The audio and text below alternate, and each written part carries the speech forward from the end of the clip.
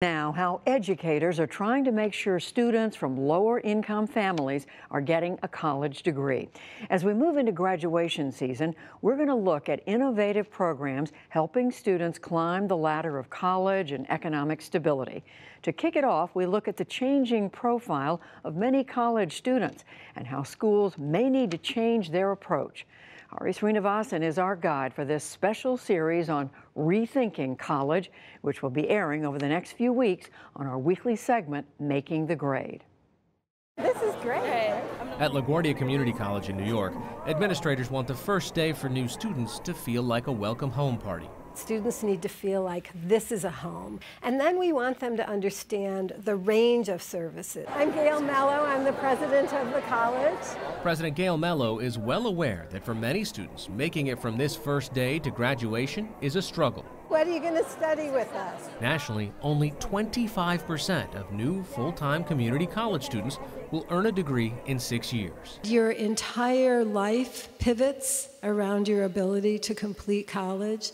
And more than that, so does your whole family. President Gail Mello says the best way to educate community college students like these is to understand who they are and where they come from. Community colleges educate the majority of the nation's low-income students. Here at LaGuardia, 77% of students come from households making less than $25,000 a year. Often they were not well served by the urban public high schools, which are so underfunded and so crowded, and so they come to us for that second chance. 26-year-old student Diamond Standback says she's grateful for a second chance. I did make a lot of good decisions in life. I had to start all over, learn how to be more self-sufficient. A single mother of two, Standback was living in a homeless shelter just 2 years ago. We find out what we're going to do today. Now she's earned 33 credits and is working toward an associate's degree in business. Because of my kids, I have to lead by example, basically. I can't expect them to strive to do better if I'm doing the bare minimum in my life and just collecting welfare checks. Gail Mello points to LaGuardia undergraduates like Diamond Standback to bring attention to what she says is a misconception of the nation's college students. Your average student isn't what most Americans think of as a college student. Is there a gap here in our conception of what a college student is and the reality of what you see every day? There's such an enormous gap between who goes to college in the United States and our very old and stereotyped image. More than half of all American college students, undergraduates, go to community colleges. More than half of those can't go full-time. About a quarter of our students are working more than 30 hours a week to make ends meet.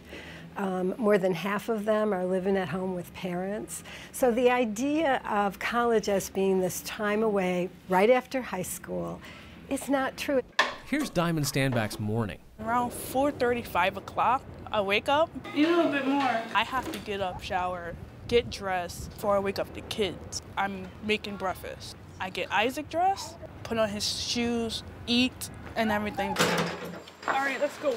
Each trip to LaGuardia College can take several hours. We walk a 15-minute walk. We get on the bus to go to my daughter's school.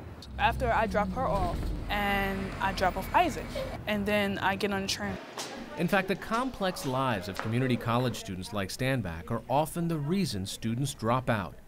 Narita Seals is vice president of LaGuardia Student Affairs. Not having food, enough money for books, those things can derail you.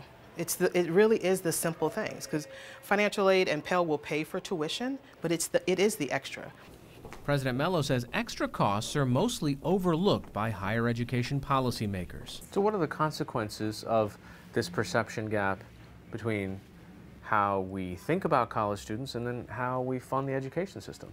The gap between our policies and the reality is enormous. Part of what happens when we don't have a good idea of who goes to college and why they're going to college is that we don't fund the things that, from my perspective, I wish we would fund.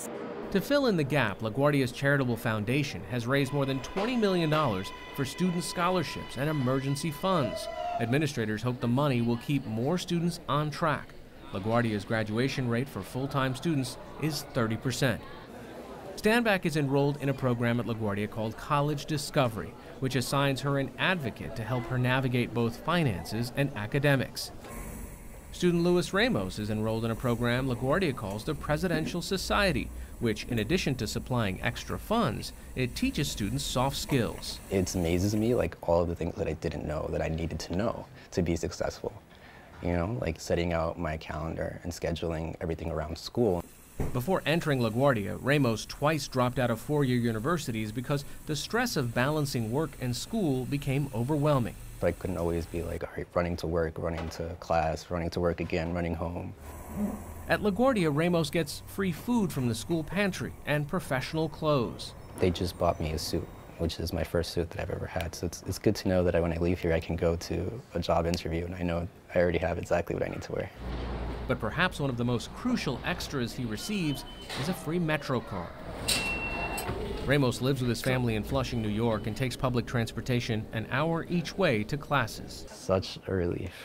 I need to get to school, I need to go pick up my sisters, I need to go to work. It makes a huge difference. That's her? Yeah. And then there's student Christian Ortiz, 22 years old and a father. It's been good, though. Ortiz credits his second chance to a group he joined at LaGuardia called Fatherhood Academy. A lot of students have some serious challenges, like yourself, about having to take care of a kid, having a job. How does college fit in with all that? Priorities. It's a sacrifice to come to college. On the day we visited Fatherhood Academy, sacrifice was the topic of the day. But once I make this sacrifice, eventually, you know, I know my goals and I know my purpose. But that's why, you know. Once a high school dropout, Ortiz says he's now convinced he'll earn an associate's degree. How long is it going to take you to finish? My goal is 4 semesters. Okay. I don't want to, yeah. But I mean, things happen, but I'm resilient, so I'm going to get it regardless. Diamond Standback hopes to get a job in human resources. I feel like I'm doing something more with my life.